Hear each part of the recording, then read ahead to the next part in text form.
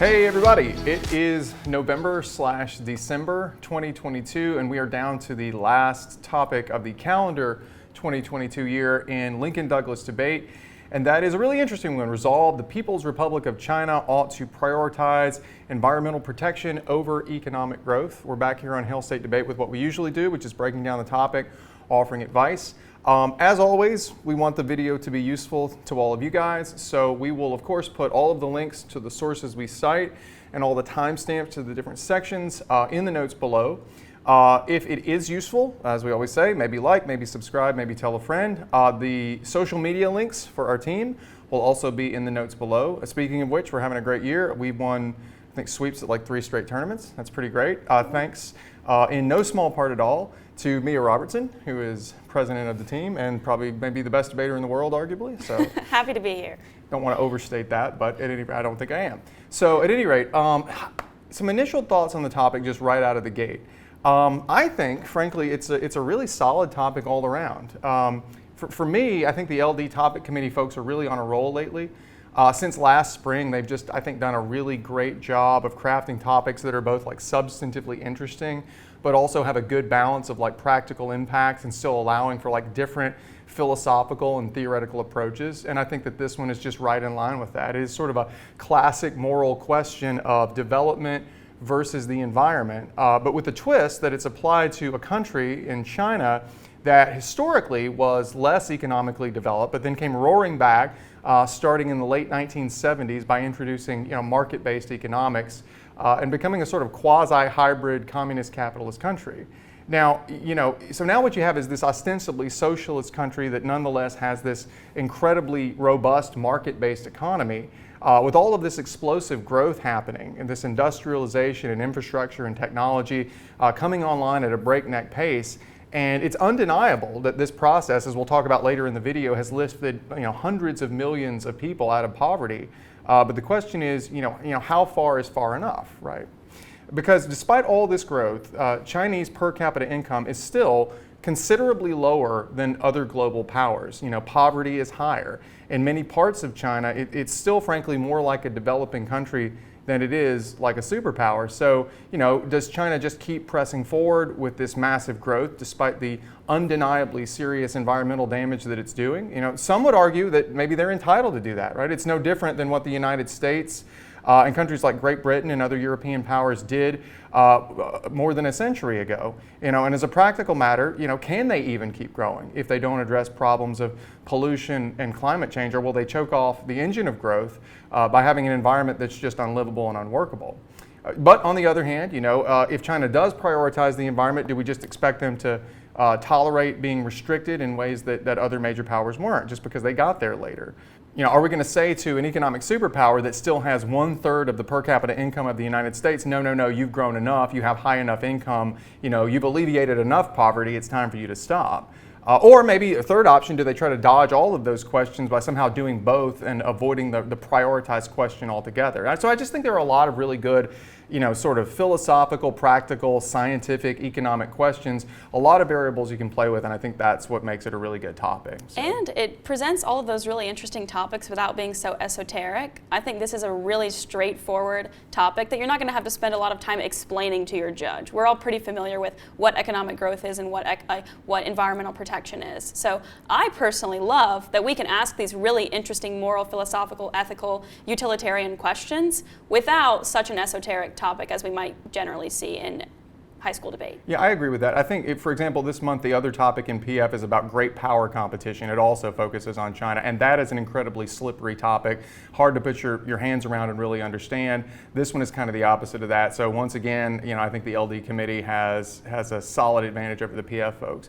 Another point I would make in terms of initial thoughts is that resolutions that ask us to prioritize one thing over another can be tricky. They're always fun because in addition to asking us to understand two separate concepts, in this case, China's environmental issues, but also its economic development, which has a history all its own, they also require us to think about what it means in practical terms to prioritize one over the other, right? It is clearly possible for a global superpower with a population of 1.3 billion people to do a significant amount of economic development and a significant amount of work on environmental protection at the same time. So if they can do a good bit of both at the same time as a practical matter, then what does it mean for China to prioritize one over the other? And how you answer this question matters, because if you just wander into the debate assuming that basically any environmental protection is aft ground and any economic development is neg ground, you're going to get knocked down pretty hard by more nuanced and experienced debaters who are going to explain, no, it's not all or nothing. And so, for example, voting aft absolutely does not mean you shut off all of China's economic growth and GDP goes completely in the tank. And on the neg, smart debaters are going to try to argue that prioritizing is actually not necessary because the economy and the environment don't meaningfully trade off against each other. Or maybe even that prioritizing is impossible because maybe you need a robust economy to fuel environmental cleanup. And we'll talk about this more in the definitions and framing section, but just be aware that you really have to have your story straight on both sides about what prioritizing means in a practical sense. I personally really hate prioritized resolutions. I absolutely hate them. I think they always end up being very nebulous, so messy. Like, for instance, if I take an environmental action with the purpose of producing economic growth, or even if that's just an unintended consequence, which did I prioritize? Right. Or if I devote like $100 to my environmental protection budget, but I always keep it at the forefront of my mind, and I do everything with the intention of producing environmental protection, am I prioritizing environmental protection just because I'm doing it first and thinking about it a lot, even though I'm not putting my money where my mouth is, right? Those questions don't have a straight answer. So a lot of time I feel like they just really depend on your judge, and it's really difficult for me even to land on what actually amounts to prioritization. And that's why some debaters, I think, could hypothetically go into this round and say, look, Judge, the resolution presumes that the two are in conflict. We have to choose one. That's the only way that we have a straightforward debate without going down this nebulous rabbit hole that we'll talk about later. So you might want to look your judge in the face and make that kind of framework argument, whereas a neg debater might come in and say the resolution absolutely doesn't presume that we have to have the two in conflict. It's very, very, very messy. So like Brett says, you need to have your story straight. You need to be able to explain it in a straightforward manner. Yeah, I think the takeaway is no matter how you come at it, if you come into the round with no idea what you're going to say about what prioritization means in a practical sense, you're going to be in a bad place. So at minimum, do some thinking about it, right? I think the last really interesting thing we ought to think about on this topic before we get just into the meat of it is whose interests ought we be considering, right? Anytime we ask what a government ought to do or what a country ought to do, the default is to say, well, they ought to do what's in the best interest of their citizens, because governments are at the behest of their citizens. They elect them, they pay them taxes. Obviously, their first obligation is to them, but environmental protection is obviously a different question, right? Environmental consequences and externalities don't exist in a vacuum. They impact the entire world. So sure, economic growth might certainly benefit the Chinese people, but environmental degradation hurts everyone else. So you might be able to make a really interesting argument, even if this does, it doesn't have to, but even if it does negatively impact the Chinese people, we're all better off as a result. So that's an interesting question that you ought to be thinking about. Who should be at the forefront of our minds whenever it pertains to interests? I think your average judge probably defaults to the idea that the interest of all human beings are relevant, right, to most questions. So if you're going to go down a different road, like with national sovereignty, like China only works for China or something like that, at minimum, again, I think you need to be ready to defend that interpretation of the resolution. If not, you probably want to default to, especially with utilitarian cases, what's best for the entire world. But anyway, those are some initial thoughts on what I think we both think is a really interesting resolution, whether in my view it's great or in Mia's view it's, so messy. Messy, okay. So with that, we've got a lot to cover actually in terms of definitions, framework, so we will jump right into that. Then we will look to our affirmative arguments, then negative arguments, and then some final thoughts. Okay, so on definitions, framework, values, and criteria, there's a fair bit to work through here, although I do agree with Mia that fortunately this is a topic that doesn't have a ton of weird, slippery, esoteric definitions. There's one that's really important and prioritized that we'll talk about in a second. But we'll work through those, we'll talk a little bit about framing and then some values and criteria. Thankfully, it's more or less straightforward, even though it is kind of an eclectic and diverse topic. So we start at the very beginning of the resolution with, of course, the People's Republic of China. I don't think there's anything really particularly tricky or complicated here. We're obviously talking about China, the Asian country with 1.3 billion people that's governed by the Chinese Communist Party. I don't think you're going to get into a lot of debates about the actor here, as you might potentially on topics that said, for example, the United States. Because number one, I doubt that most debaters understand the inner workings of China's government enough to try to draw distinctions as to who's doing what. And number two, China has a much more centralized top-down government, at least in practice, if not in theory. So distinctions between things like, federal and state governments, or like the executive versus the legislature that we might see in the United States just don't matter as much. I don't think that they offer as much strategic value, although I'll admit I'm not an expert on the structure of Chinese government, so I could be wrong on that. But thankfully, I don't think you're going to get into a lot of difficult fights on this term. The resolution is basically about what broad policy approach, environment first or economy first, the government of the People's Republic of China should establish. Now we will talk about the much less straightforward word in the resolution, and that is prioritize. As I said, this is nebulous, it's messy, it's very important. So we're going to spend a few minutes talking about it, just for your strategy. So like we said earlier, any resolution that asks us to prioritize one thing or the other makes it very important for us to understand how those things actually conflict and trade off against one another, or if they do at all. Right. So first, it's very, very difficult for your judge to judge your round whenever you're comparing two very broad, abstract concepts if you don't lay out to them exactly what we're giving up whenever we, quote, prioritize one thing over the other. So, for example, if you decided to prioritize your homework over debate, does that mean that you have to quit the debate team, spend 5 hours every single night on your homework, but you end up valedictorian and in the long term, get into Harvard or your dream school or whatever that is? Or does it mean you do your homework first and then you do work for debate afterwards, and maybe your grades go up a tiny bit and your debate performance goes down just a little bit? Or there's an alternative world in which being a good debater makes you a better student, right. Being a good student makes you a better debater, so there's no trade-off whatsoever, right? That's what a neg argument might look like. So obviously it's very, very messy, and the distinctions are crucial, especially to your judge, because they have to understand the impacts they're voting on. Is it high cost, high reward? Is it low cost, low reward? They need you as the debater to paint that clear picture of what China's trading away, what they are giving off, with whatever particular version of prioritization you might have.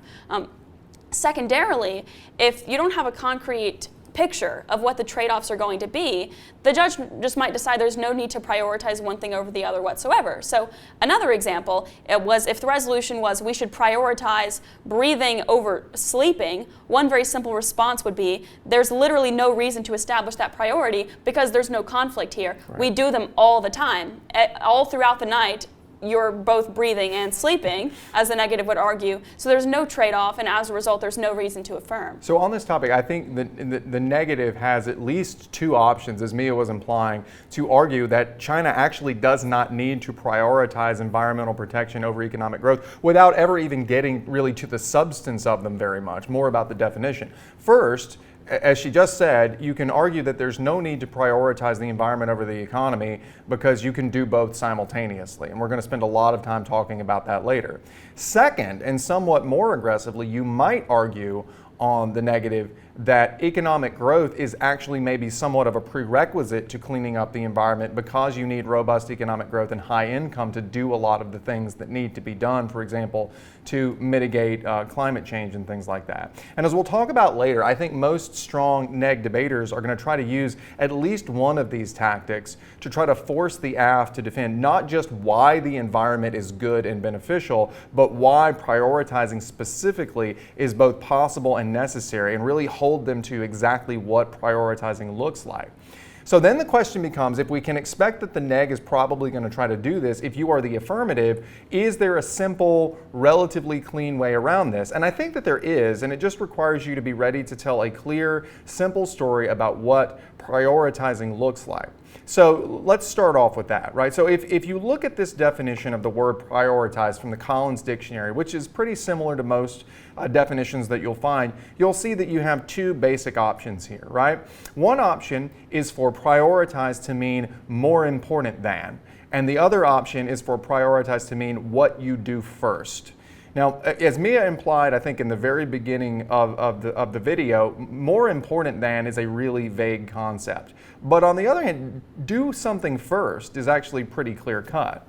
So to use the analogy we talked about earlier, if you're looking at homework versus debate, saying which one is more important can be really slippery. It can be very difficult to define, especially if you end up successfully completing both. If you do your homework and you do your debate preparation, which I'm sure all of you do, of course. But if you do the do first approach, right, that has a really clear answer. We know which of the two you're going to do first, right? Now, as with most things with China, it's not as cut and dry as that, but using the which to focus on first approach in this resolution does have some clear advantages. So first of all, it lets you get around and in fact harness the argument that environmental protection will lead to greater economic growth. Later in the video, we're going to talk extensively about that, but the long story short is that environmental degradation is a major drain on China's economy. So environmental protection is arguably the prerequisite to stronger long-term economic growth. If you use that more important definition of prioritize here, that's actually really bad for you on the affirmative, because it means that by doing A, you get B, and as a result, you're saying that both of them are important, which concedes the negative position, that you can simply do both, and you're not prioritizing anything, as the negative would argue.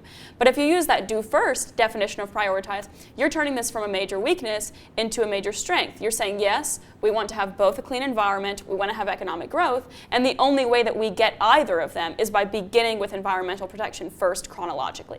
In other words, we can say China will spend a couple of years on the front end cleaning up smog, reducing their carbon emissions, cleaning up their water. Yes, admittedly, this will be at the expense of some short-term economic growth, but it gets the net benefit of both a cleaner environment and much better long-term economic growth. So you can turn those negative impacts to the affirmative. So that's obviously a big strategic advantage. Secondarily, the do first definition lets you give a really simple, concrete illustration of what chronologically prioritizing the environment looks like, whereas obviously what's more important in someone's mind is really, really messy. So for example, the Chinese Communist Party, they set broad policy priorities using something called 5-year plans. And the next one is due for 2026 to 2031. So instead of getting into the micro level details, you can just say on the affirmative that that world is one in which the next 5-year plan makes it clear that environmental cleanup is the priority. And then to the extent that there's a conflict, economic growth may have to slow down and be sacrificed a bit just for the short term. But again, that's temporary. In the long term, the AF can still achieve economic growth and environmental protection. Yeah, I think the do first approach is markedly the better one. I think saying that we're going to look to the next 5-year plan is probably the simplest, easiest, cleanest way for the AF to come at it. We have to move on. We could probably talk about this for most of the rest of the video, but just moving on to some more definitions. Environmental protection. Again, thankfully, I don't think this is going to be something that will require too much sort of meta debate about what it means, because I think most of us intuitively understand, what measures to protect the environment are. Climate change, in China, smog is a big deal, water cleanliness, things like that. But if you do want a source definition, there's a perfectly serviceable one, pretty good one, I think, from the Organization for Economic Cooperation and Development, that's OECD, which is good because it's in the context of economic development, so it's sort of relevant to both sides. And as you can see here, what it says, environmental protection refers to any activity to maintain or restore the quality of environmental media, and there I think that just means that the environment that we live in, not like media in the traditional sense, through preventing the emission of pollutants or reducing the presence of polluting substances in environmental media, and it may consist of, and you can see here on the graphic, a list of possible things. I will say that I don't think in most circuits you're really going to benefit from spending a ton of time on how China prioritizes the environment. I think the better, more efficient approach is just to use a sort of generic definition like this really on either side and just say to the judge, look, it's really more about the effects of the policy than exactly what it does. If a policy generally benefits the environment, whether it's climate change, air quality, water quality, or anything else, and it trades off against some loss of full throttle, wide open economic growth, then it's AF territory, and that's all we really need to be debating about. On the front end, I think it is important that we kind of turn the page a bit and talk about the issue of plans. Some debaters on this topic in some circuits may try to treat this resolution as a policy resolution by proposing some specific plans, like China will prioritize environmental protection by passing some specific proposal called X or whatever. And we obviously don't have time in this video to go over every single one of those potential plans, but we will give you one just general theory observation about why we believe those are theoretically illegitimate and won't work on this topic. So whether a plan affirms a resolution obviously depends on what the resolution says word for word. And this resolution doesn't just say China should do X. Right. It very clearly says that China should prioritize X over Y. And that matters because if China does enact some very specific environmental protection policy that's advocated by AF, that does not, by any means, establish some priority between environmental protection and economic development. Because as we said earlier, China has thousands of specific programs laid out in these 5-year plans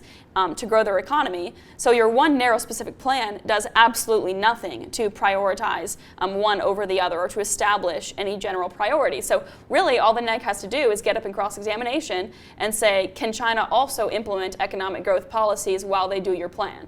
And if the answer is no, well then the debate is over. You're not prioritizing anything. So I really think that trying to make this into a policy round using a specific plan for environmental protection is very, very, very risky on the affirmative, and one I would just simply avoid altogether. Yeah, I think this is something that in many traditional circuits people just don't try to do at all in Lincoln Douglas, which I think is good because it's a different form of debate. And some circuits I know folks are going to do this, but as Mia said, if you can do both at the same time, if you can do the plan, right, and you can do economic growth, then it's just not prioritizing. And I think it's just, you're going to spend a lot of time trying to justify why the plan affirms, and that probably outweighs any strategic advantage you're going to get from it, at least in my book. So lastly, in terms of definitions, you have economic growth. And here again, same as above, mercifully, I don't think this is going to be a major source of conflict in the round. I think that most people will generally accept that economic growth means just more exchanging of goods and services to meet more people's needs and wants. And it's going to be typically manifested by, the usual stuff, raising your GDP, raising your per capita income, and statistics and measurements like that. I will say one caveat that I think is important here is that I don't think the AF has to advocate for a world in which China's economic growth stops or is negative. China has seen massive GDP growth year over year since the late 1970s when it shifted to a market reform paradigm for its economy. Yeah, arguing that Chinese economic growth will just turn zero or negative is impossible. It's impractical. It's not going to happen because even in down years, Chinese GDP is like 2 or 3%, which is what the United States sees in good years, right? In good years in China, their GDP, their economic growth rather, is 8, 9, 10%. So there is no realistic scenario whatsoever in which China's GDP growth is going to be zero or negative, and I don't think that the affirmative has to advocate for that. Instead, AF is just saying China should sacrifice some of their economic growth they could have had, at least in the short term, to have a cleaner environment in the long term. So a world in which China settles for, say, 2% growth instead of 5% growth is certainly affirmative territory. Hopefully most rounds won't get into that level of detail, but it's worth mentioning. So that's it for definitions. Let's talk for just a second about values and criteria. One of the neat things I think about this topic is it really does allow for a lot of variety in terms of like philosophical and or pragmatic approaches. You absolutely can go for a more utilitarian, practical, like lives and dollars based approach on either side. They both lend themselves to that well. Or, you can look for a more deontological or ethics-based framework about, say, environmental responsibility or poverty alleviation that might let you try to bypass some of those more utilitarian fights if you can execute them well. Now, we don't have time on this video or really any video to do an extensive listing of options, but let's quickly run through what some of the possibilities might be. So first, starting with the AF. There's definitely the option of running a standard utilitarian or like rule utilitarian argument that environmental protection achieves the greatest happiness for the most people. So first, right, there are arguments that China's pollution is a threat to life and health, which are the prerequisites that come before even things like wealth and material needs on most utilitarian scales, like Maslow's hierarchy of needs and things like that. Being alive, being healthy, being able to breathe and things like that are the most important prerequisites.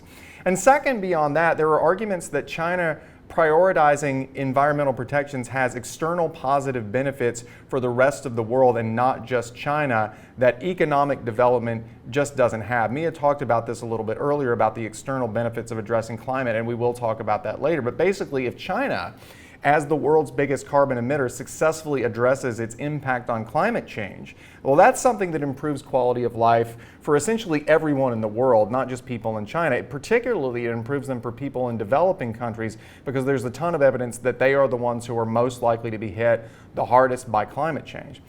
There's also an argument that Chinese economic growth is bad for the rest of the world. If you looked at things like hegemony theory, or even just like the argument that China is like neo-colonial in countries like Africa. So, yeah. If you really want to torture yourself, you can go watch our other video this month, which is about great power competition, which spends about 15 minutes talking about why China's expanding influence around the world might be bad. And you probably can cross-apply some of those arguments here if you just really, really don't like yourself and want to put yourself through some pain.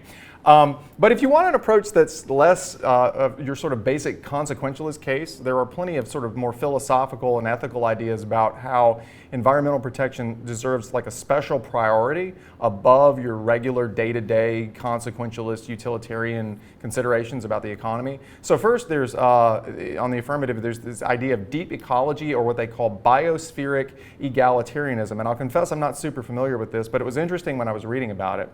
So as I understand it, biospheric egalitarianism argues just that we as humans have no unique special claim to the benefits of living on this planet. And as such, because we're the most powerful species, we actually have an ethical obligation to act in a way that treats other species maybe as equals, maybe not, but if not as equals, then at least as sort of shareholders who have relevant, valid interests that can be weighed on the scales against ours. Their value is not zero, in other words. And if you sell a judge on this idea that the interest of other species, right, all the other species in the world, not in China and everywhere else, have weight, well, then the app actually has a pretty easy road to victory because it is protecting the interest, by protecting the environment, it is presumably protecting the interest of all species more or less equally, maybe not exactly equally, but at least it's considering other species, while the neg is really just driving up the relative luxury that humans already live in thanks to their economy at the expense of literally everything else on the planet. Another interesting option is ecofeminism. This is the idea that most of the economic exploitation of the environment that we do is rooted in explicitly masculine archetypes of behavior like domination and control, whereas feminine archetypes like cooperation, compromise are pushed to the margin, even though they're precisely what we need to have a sustainable, livable environment. So there's a strong argument that China, as a patriarchal society, would see a dual benefit from emphasizing these feminine values. And we'll link to some starter articles from the Stanford Encyclopedia of Philosophy from Sarah Reagan, Carolyn Merchant on these topics. Now, on the negative, I think you can do the same thing we talked about on the app in terms of values and criteria and start with the idea of a utilitarian approach, just focusing mainly on how economic development in China has been the key to alleviating extreme poverty for hundreds of millions of people. In fact, as we'll talk about later, there's actually a really strong argument that China's embrace of market economics back starting about 1978 and sort of the rapid development that came from that represent one of the single greatest anti-poverty projects in human history. And as a result, a very good possibility for you, if you want to use all of that anti-poverty data, but you don't want to run just straight utilitarianism that everybody knows about and has perfectly valid objections to, would be Rawlsian justice. So in other words, this is the idea that we set policy priorities from behind a veil of ignorance about our position in society. And in that position, we rationally prioritize the interests of the least advantaged over the most advantaged. This is a common strategy that we recommend to debaters in traditional circuits who want to focus on those practical anti-poverty impacts, but are wary of running straight up util because there are just so many valid objections to it that most debaters are going to have prepped out. Rawls lets you run all of those same impacts, but link them to a conception of justice that isn't just counting up practical benefits. So it's a very nice way to hedge your bets. And the argument here would be that China should still be looking at what most helps the vulnerable in society. And as long as there is still extreme poverty in Chinese society, and obviously we know there still is, as long as economic development is China's main anti-poverty tool, and of course it still is, China needs to be putting economic growth first to pull the most vulnerable out of poverty. Last on the neg, there's a philosopher that I have enjoyed teaching people about and using in LD with some students in the past, and that's Amartya Sen. who has a philosophy that deals with like poverty as deprivation of freedom and purpose. So Amartya Sen's theory of poverty basically says that it is a deprivation of not just material goods, but the ability to have things that make life worth living.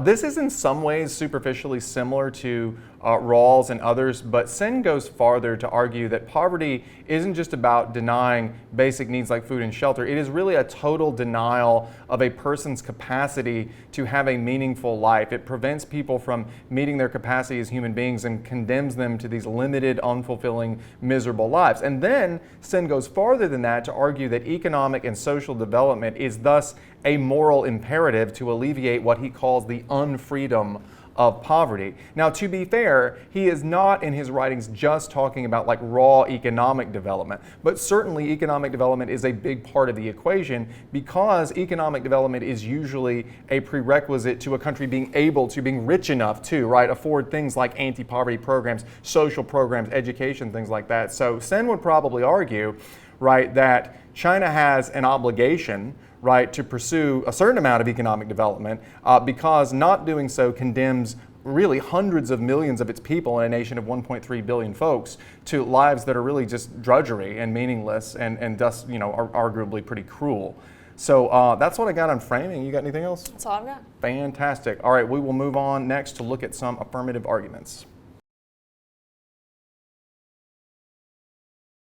Okay, so on the affirmative, you have a lot of options, and I will say I think that the affirmative may be sort of the more intuitively easy side of the resolution. Not because I necessarily think the arguments are stronger in a debate sense, but just because I think we, you know, particularly kind of more slightly progressive people that you tend to see judging debate are sort of conditioned to think that environmental protection as a default is a little bit more virtuous than just raw economic growth. So there may be just a tiny advantage there depending on, you know, who your judge is and where you're debating. But still, there's a lot of stuff that you have to show to kind of hold that argument together.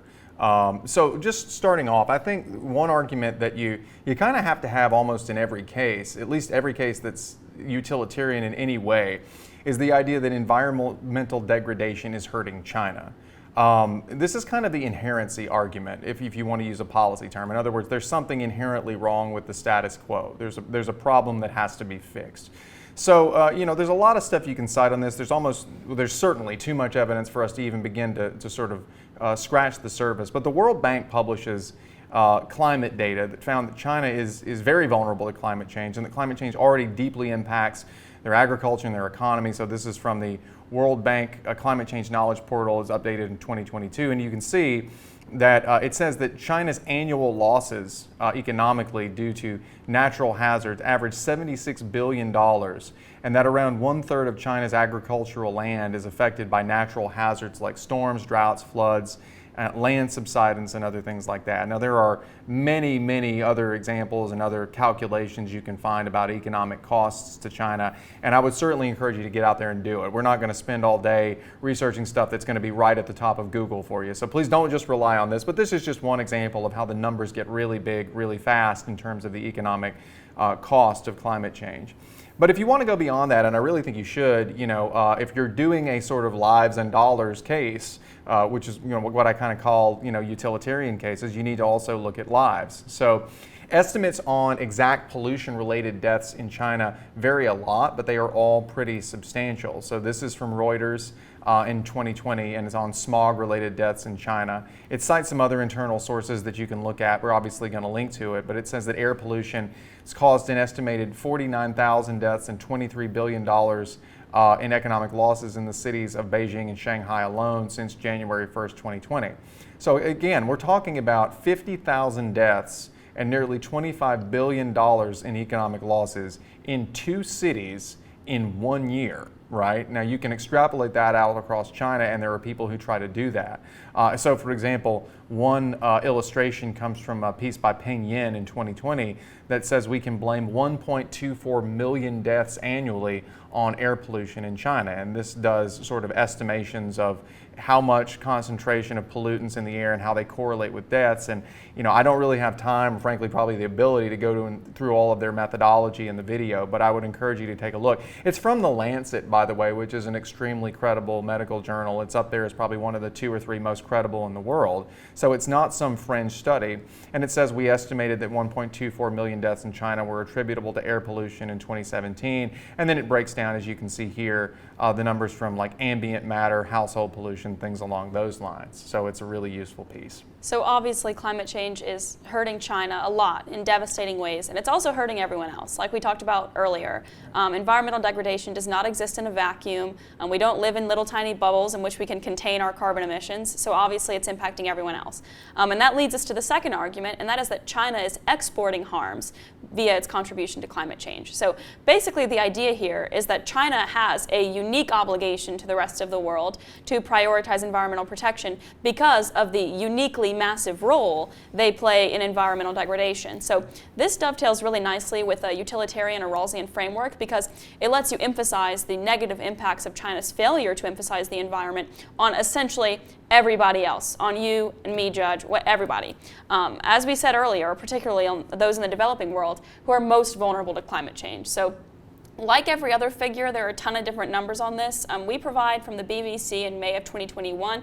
They just do a report of China's emissions versus other developed countries, and they find that Chinese carbon emissions today exceed all other developed nations combined. So in other words, they play a uniquely devastating role in devastating our environment, and as a result need to take on a really unique position of responsibility to lessen that degradation that they're doing for everyone else. Yeah, and it's a shame you can't use visual aids in LD because you can see from the chart here, it's pretty dramatic. I mean, we always assume that it's a close question. I've always assumed before I saw this that yes, China was first and the U.S. was second, but you can see here it's more than double and getting close to triple.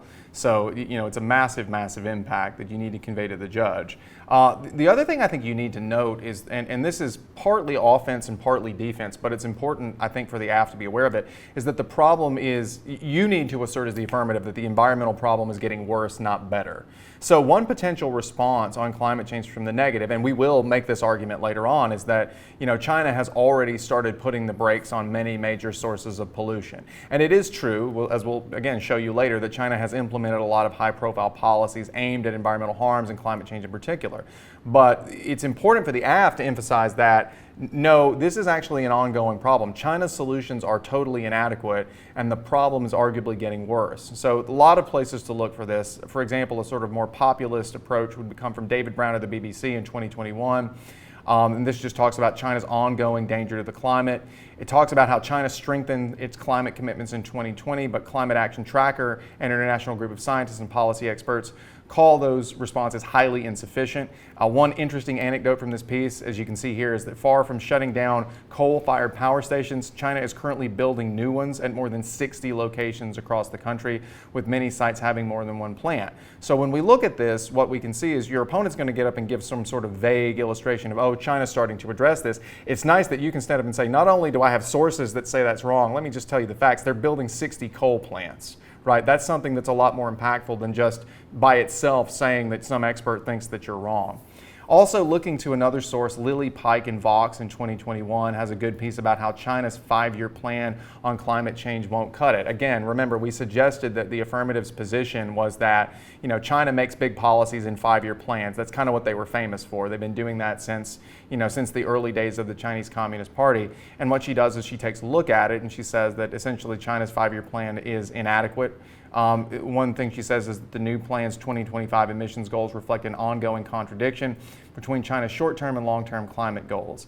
As the first 5-year plan after China committed to reach carbon neutrality by 2060, the 14th 5-year plan was expected to demonstrate strong climate ambition. However, the draft plan presented today does not seem to meet the expectations. The international community expected China's climate policy to jump, but it is still crawling. So as you can see here, a lot of evidence both on the sort of micro practical level and also on the macro analysis level that yes, there's a lot of sound and fury. Yes, as with anything with a massive government, you're going to see a lot of policies, but it's not really doing what it needs to do. So. In fact, their emissions are still so vast that some of their biggest companies are emitting more than entire nations. Right. So this is outlined by Bloomberg in 2021. They say the Chinese companies are polluting the world more than entire nations. And they give a couple of examples. They give one company called Chinese Baowu, the world's top steel maker, they put more CO2 into the atmosphere in 2020 than Pakistan, than the entire country of Pakistan. Another example, China Petroleum and Chemical, a subsidiary of its state-owned oil group, Sinopec Group, contributed more carbon emissions in 2020 than the entire country of Canada. Wow. So, yeah, we still have an incredibly massive impact coming out of China despite all of their policy goals and their stated ambitions of being a leader on climate change. So clearly, yeah, the resolution is asking a lot of China. It's asking them to forego some of their continued economic growth once they've finally figured it out, once they're finally seeing some progress in getting people out of poverty. But frankly, China's asking a lot of us too. They're asking us to sacrifice our planet, our biodiversity, our clean air, our clean water, just so they can reach a GDP of 18 trillion rather than 17 trillion. And at some point, we have to put the brakes on and demand that a nation that's playing a uniquely devastating role is also adopting unique solutions for the benefit of our planet.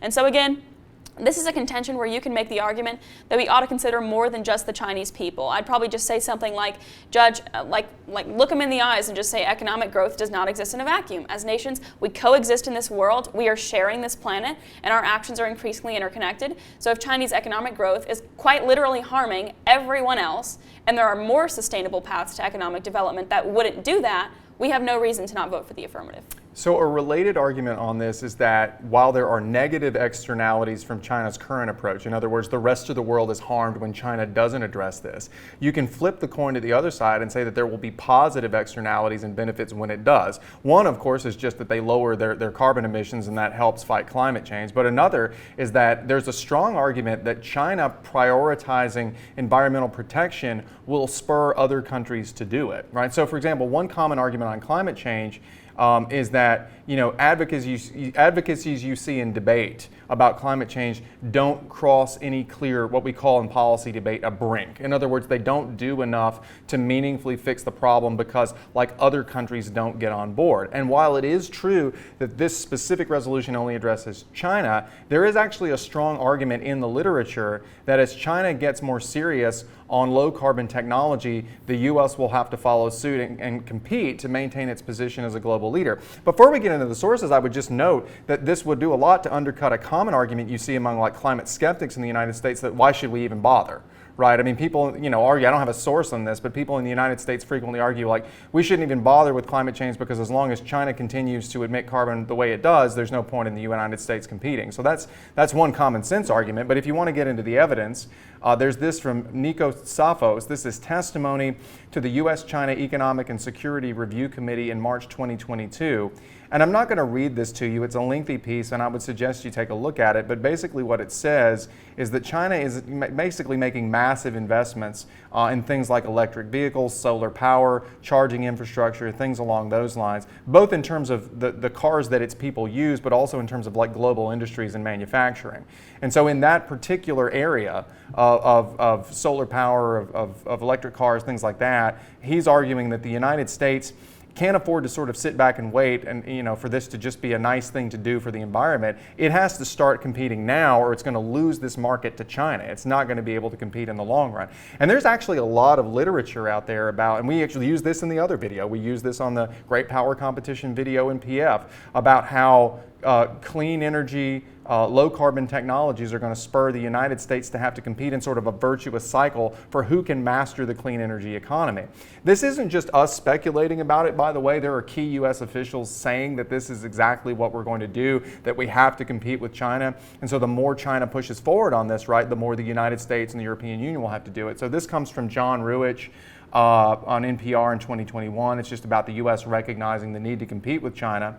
And what it says is, in a speech Monday, Secretary of State Anthony Blinken made note of China's dominance in certain green industries like solar panels, wind turbines, batteries, and electric vehicles. And this is U.S. Secretary of State, the #1 foreign policy person in the government outside the president.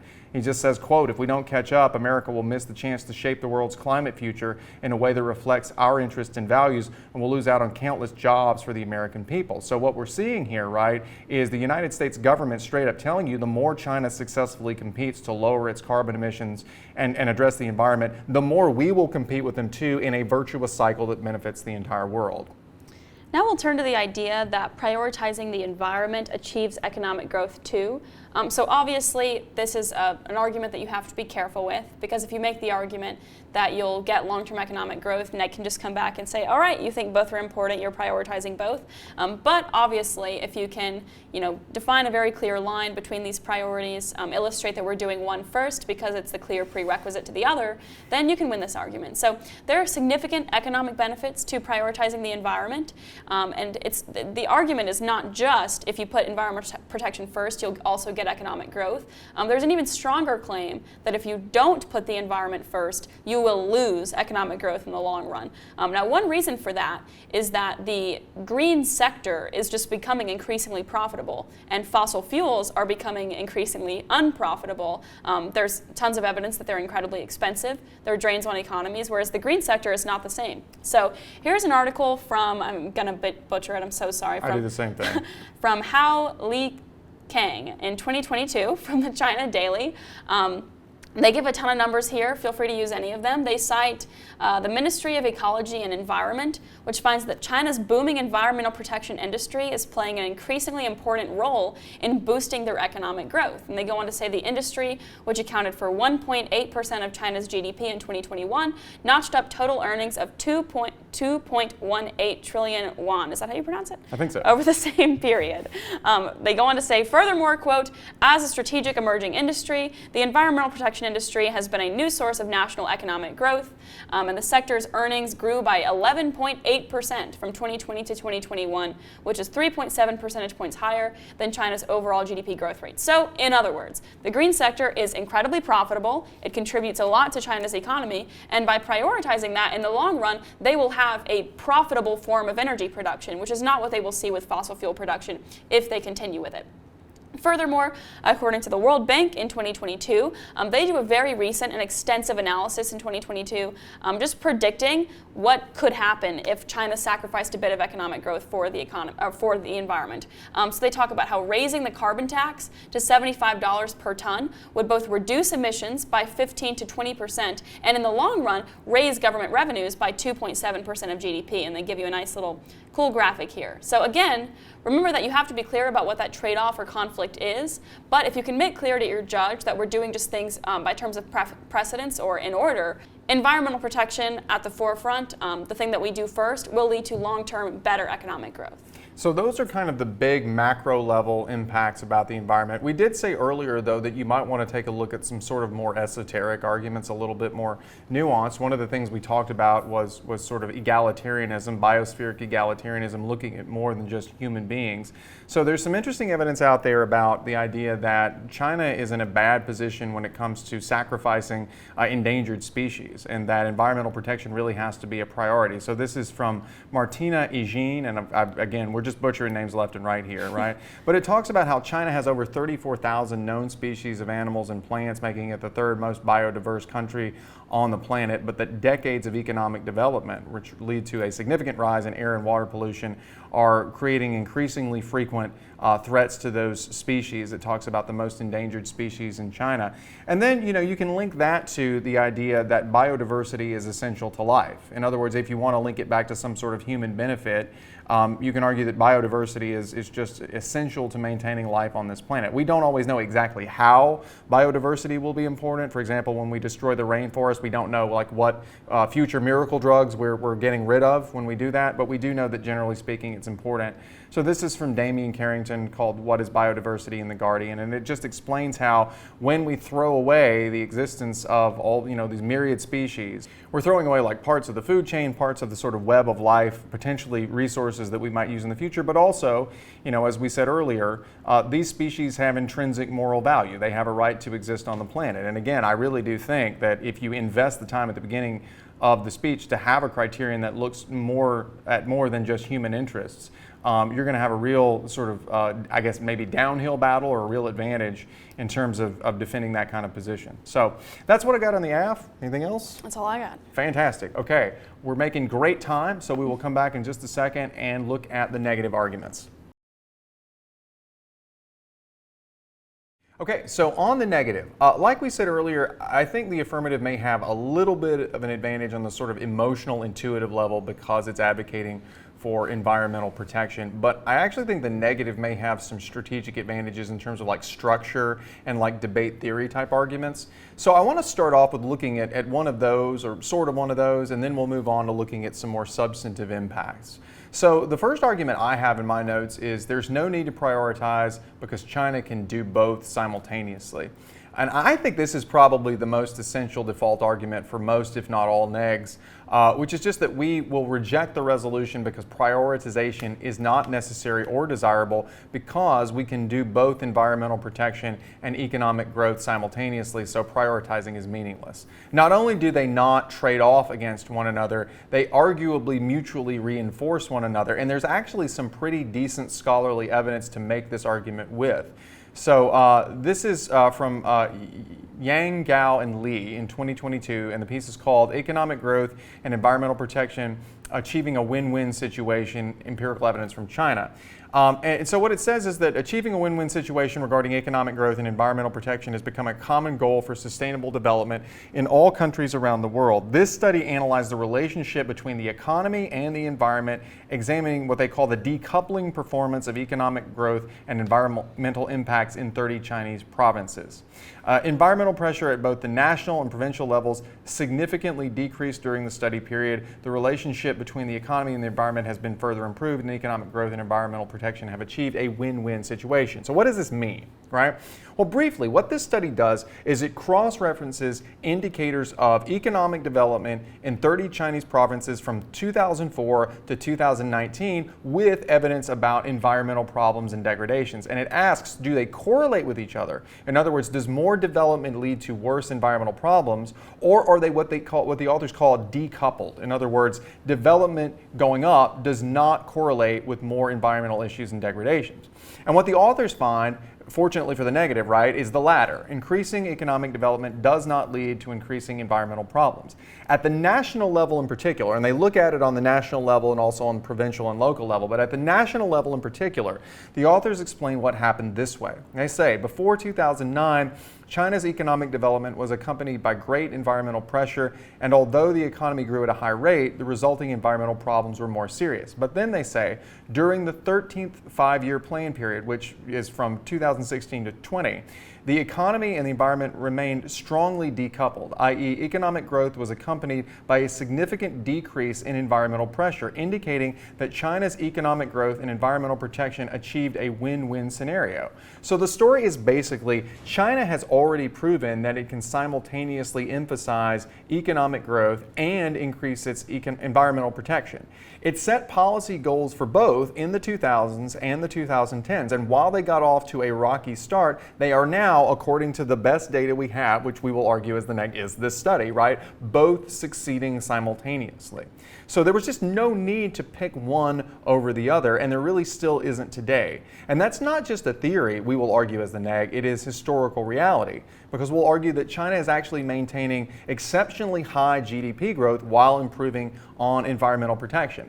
So like we said earlier, there are arguments certainly that China has taken dramatic steps over the last 5 to 7 years to improve its laws about environmental protection. As you see here, this is from Peter C. Pang, who I believe is an attorney who focuses on like China investment and things like that. I could be wrong on that, but he appears to be. And he's talking about China having more robust environmental laws of late. It says that China updated its environmental protection law in 2015. This was the first major reform of its environmental policies in more than 2 decades. It talks about having stricter punishments on polluters, allowing non-governmental organizations to file environmental lawsuits. And it says that these reforms are meaningful. New environmental protections are likely to emerge soon. And we'll be putting a lot of text up on the screen. But as you can see here, it says that as a signatory to the Paris Agreement on climate change, China committed to a 5-year plan that cuts carbon emissions and shows more dedicated commitment to environmental protection. This year, China is releasing a new plan, China Standards 2035, to influence things like next generation technologies and things along those lines. And it also talks about enforcement, about how a monumental Chinese judicial decision referred to as the Nanping case sent a strong signal that courts actually do have jurisdiction to enforce environmental laws beyond just money damages. They can enter things like injunctions and order companies to stop doing things. And then finally, it talks about how many local governments within China are embracing green initiatives. It talks about how Shanghai in particular has taken more responsibility for protecting its local environment, and other examples there. So it's a good sort of one-stop shop to get some good cards and good language about how China has been taking this seriously. You can certainly find others if you want. Meanwhile, while all of this is being done, what does China's economic growth look like? Well, I'm so glad you asked. Let's put a chart up on the screen. Here we go. So this is just a basic chart from the World Bank showing you China's economic growth over the last, let's say, 30 years or so. And at the bottom, you can see in green, those are the numbers for GDP growth every year. And with the exception of 2020, which was of course due to COVID, China's GDP growth has been chugging along at a minimum of 5 to 10% annually, which is just ridiculously high by US standards, by Western standards. And it's been doing this for decades now. And so while it has been ratcheting up its environmental protections, it has also seen continued extremely high levels of economic growth year after year after year, with the only exception being the COVID year of 2020. So in short, what we're going to say is, Judge, there is a long, strong, robust empirical record of China increasing environmental protection and maintaining economic growth. It can walk and chew gum at the same time. It can implement very stringent environmental policies and keep its GDP growth strong. So there is no meaningful need, or we would argue even a realistic way, to generally prioritize one over the other. And there are a lot of reasons why they've been able to do this, but one just principal reason is that environmental protection is profitable. In the modern era, it's just more profitable than fossil fuels are. So here's one report from the Center for Climate Finance at the Imperial College Business School and the International Energy Agency from March in 2021. So these researchers, they created hypothetical investment portfolios into 208 renewable equipment and power companies, and they then tracked those investment portfolios from January 2011 to December 2020 to determine their hypothetical returns on investment. And their results are pretty jarring. So they found that renewable power generated significantly higher total returns over the last 10 years at 422.7% against 59% for fossil fuels. So in other words, that's 7 times the return.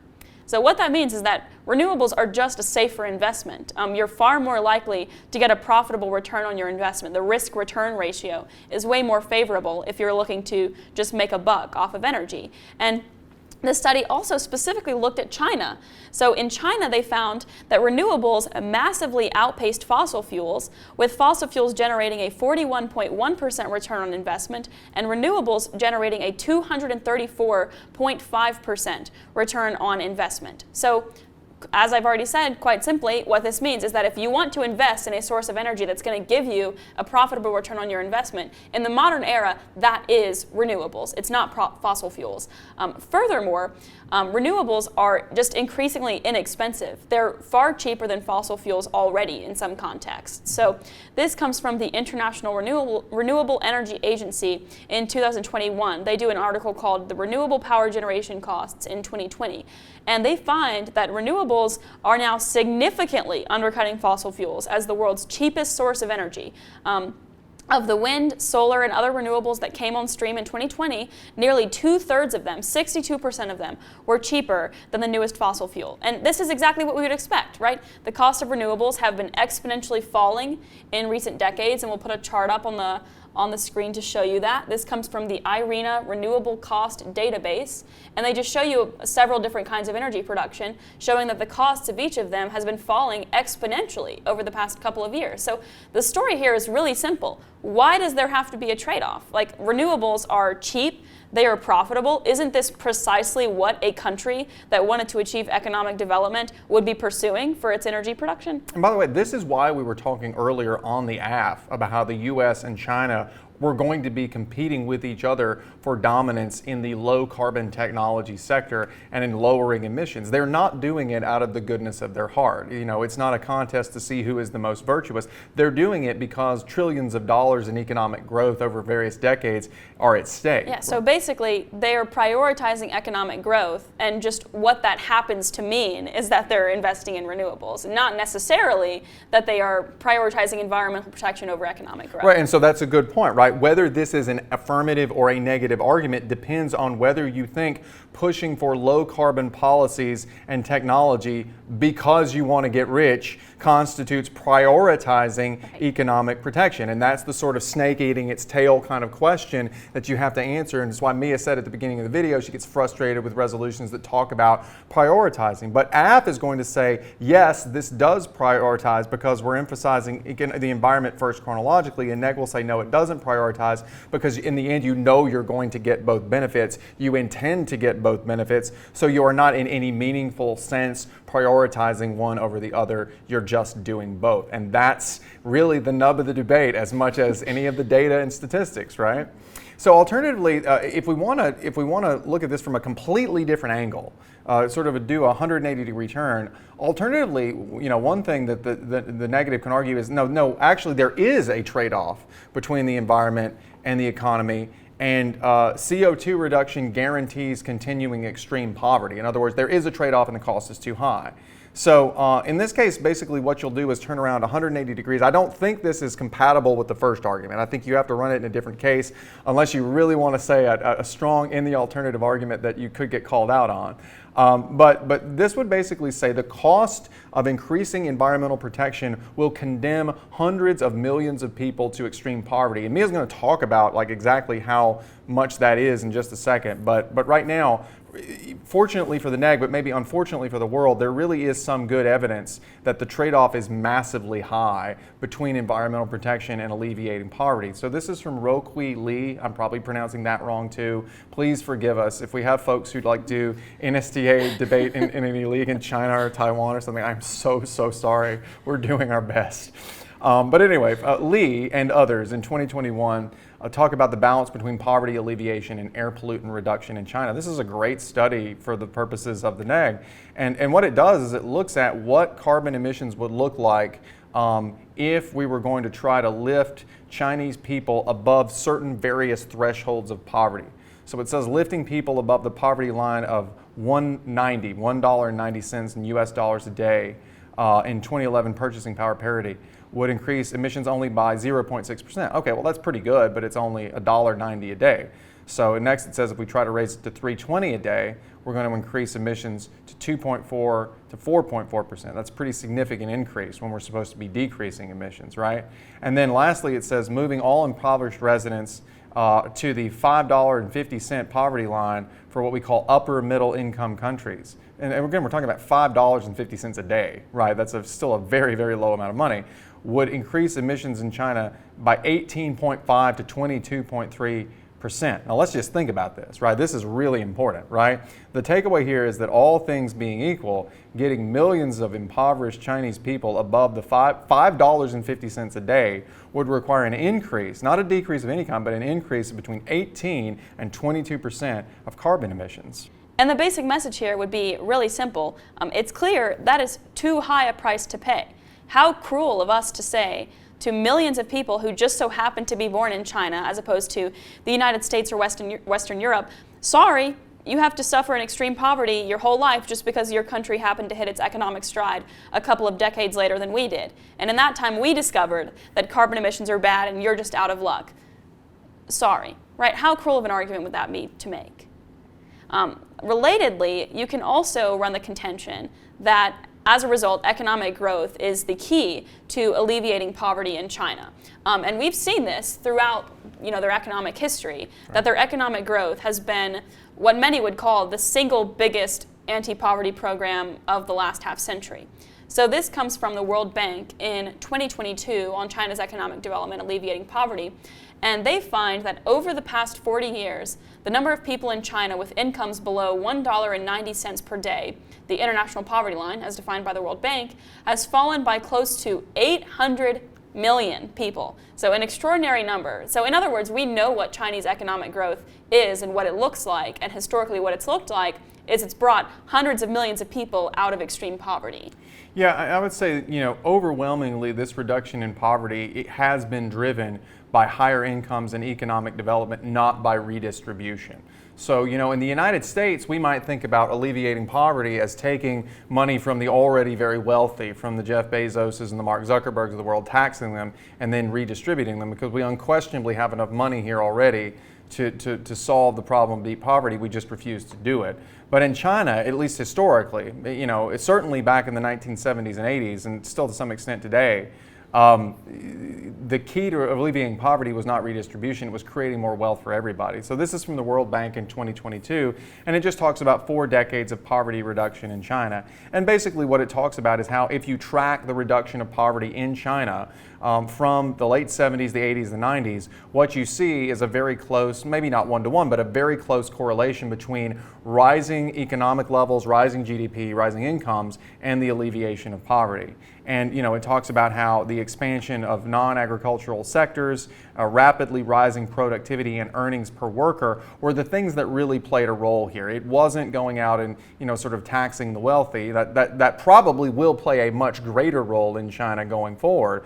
But historically, it has been a matter of having to expand the pie for everybody, like to grow the size of the economy so that you have the resources that you need to provide for this development. Again, this goes back to what we talked about earlier with the Amartya Sen piece about how development is essential to alleviate the unfreedom of poverty, and that one prerequisite to it, right, is again development. It's having enough money to do it. One argument that I had that was a little bit of a curveball and a little bit less of an empirical thing, but more of a moral argument, is the idea that China is morally entitled to get basically the same period of prioritizing growth over the environment that every other major world power has received historically. In other words, everybody else got to do this, why doesn't China get a turn? And as I said, this is a little bit of a curveball, but there's a school of thought that says that the more recently developed countries in the world, the ones that sort of hit their stride later on, should not have to immediately bear the burden of reducing carbon emissions and fighting climate change in the same way that maybe countries like the United States have to. And that's because Western countries that developed sooner, like the United States and European powers, dumped huge amounts of carbon into the atmosphere, totally unregulated, with absolutely no regard whatsoever for the climate, for pollution, for people's health, for anything else, from about 1850 until at least the 1980s, when we started realizing climate was kind of a thing. And they benefited tremendously from it.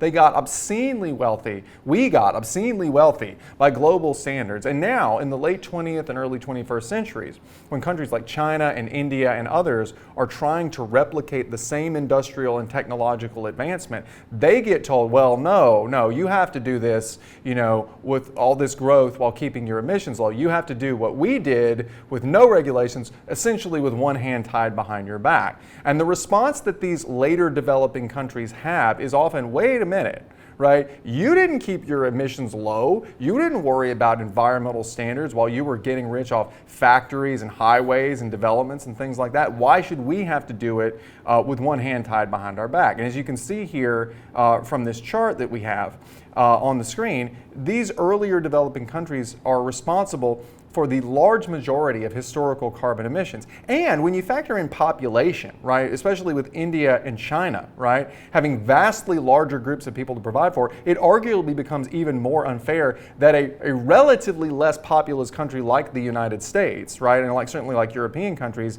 basically got to do all of this unfettered. So as Sinan Ulgin of the Carnegie Institution in Europe explained in 2021, there is sort of a consensus developed among industrializing and developing countries about this.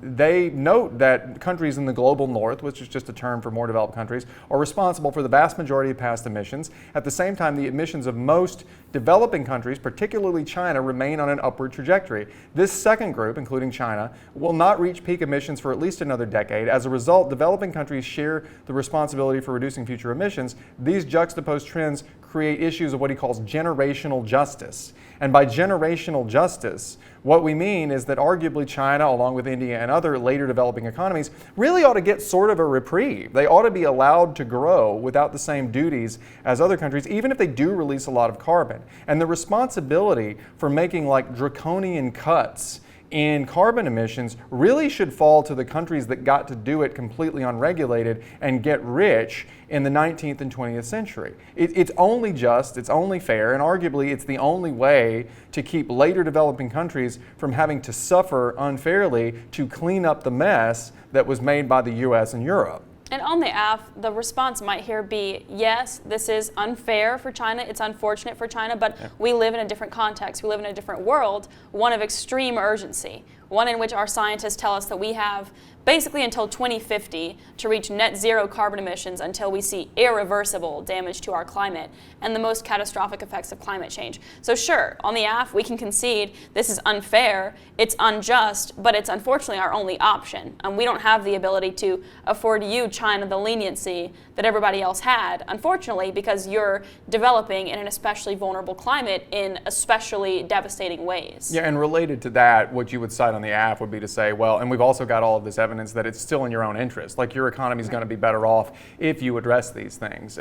So there are multiple ways to respond to it, but it is kind of an interesting philosophical paradigm and approach to take. So the last argument I have on the neg is that, and this is maybe not a contention, but maybe just sort of more of an observation or maybe just a general approach to arguing the negative, is that general rules about priority, like broad rules like the one the resolution calls for, they really don't make sense because a country like China has to make these decisions on a case-by-case, policy-by-policy basis. This might be thought of as kind of like maybe a Kantian argument in the sense that it like looks at the resolution as like through the lens of the categorical imperative and says we can't make this into a universal rule, therefore reject it. Or you could just look at it as an observation about just how the resolution is too broad to affirm. It just claims too much. And again, I don't know if it's a contention or just a general observation or something you might use in rebuttal, but the basic argument is, look, in a debate, the AF has the basic burden to prove that the resolution is either categorically true, that is to say always true, or at least true as a general broad proposition. In other words, in this case, the People's Republic of China should have an absolute all the time, or at least generally applicable default when making policy decisions that the environment is going to come first and take precedence over economic development. And the response to that, under this sort of general view, is that you really can't make policy decisions at that level of generality and abstraction. The details of the particular question matter.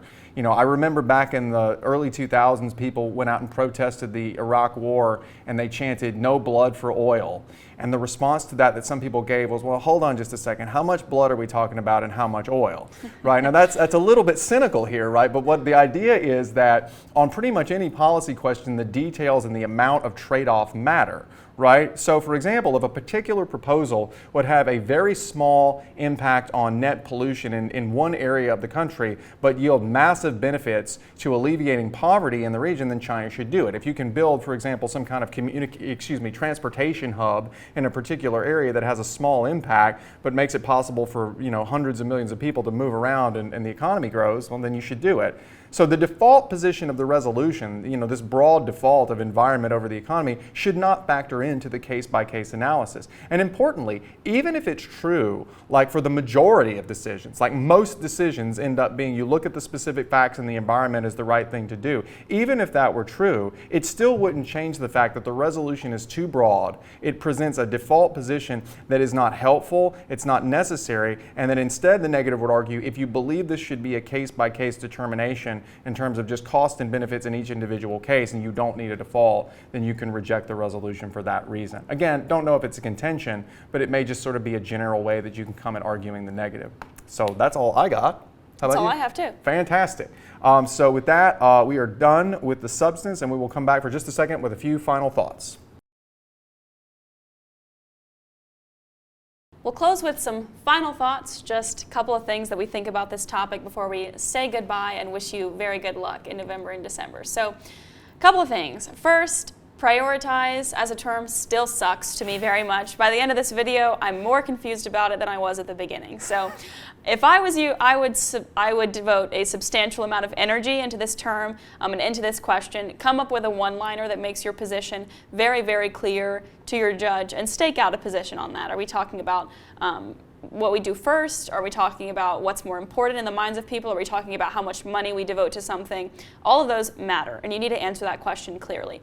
Second of all, I think, especially on a topic about environmental protection, the impacts are so huge and they feel kind of intuitive to a lot of people. And so as a result, you might fall into the trap of under-explaining things, and you might just assume that your judge understands why climate change is bad and why we ought to avoid it. Don't do that. Don't assume that your judge understands those impacts, because frankly, in some circuits, they may not understand those impacts or may actively disagree with you. So make sure that you do have evidence to substantiate your impacts and don't just presume that your judge understands them. That is really good advice on every topic you're going to get, particularly at the beginning of it, particularly at the first tournament. I can't tell you how many times I have had a new policy topic, a new LD topic, woefully underexplained and underdescribed to me at the very first tournament, where I have two teams come in, pretty good teams, right, or pretty good debaters, whatever they are, whatever event it is, and they know what each other's talking about, right? And they're basically debating for each other. They're not debating for me. And I would say we're probably in the top, 1 to 5% in terms of knowledgeable folks, even if we haven't done a video on something. So that's definitely true for everybody. So for what I would say is, first of all, as Mia pointed out, be very practical in explaining exactly what the trade-off is in concrete terms. Be able to explain that as clearly as you can. A one-liner is a good way to put it. But to be fair, there are limits in how far you can go with that. China's a huge country. These are two of sort of the biggest issues you can have in terms of the environment and the economy. You're not going to be able to give sort of practical, hands-on examples for everything. And so that's why I think it's important that you know the data and you use the data, right? You sort of pound away on what the data says. So both sides have good statistical information just in this video, and there's plenty more out there that we didn't have a chance to cite. Some of it we found, some of it I'm sure you'll find. But for example, on the negative, we have incredibly strong data about the massive economic costs of improving the environment and how it will really hamstring the ability to get rid of some desperate, terrible poverty in China. You sort of have to pound away on that. And on the affirmative, we have really good data on the massive costs and the lives lost from doing nothing. And so you have to know that. You have to use those strong impacts. Not always the most fun way to debate, but there's really no way around it. So at the end of the day, I think it's a good topic. Mia thinks it's a messy topic, but it's the topic, right? So you're going to have to debate it. So we wish you the best of luck. Hopefully you have a great end of your year. We'll see you back here in January. And with that, we will close with our usual, which is that debate is for everybody. So work hard, have fun, and hail state.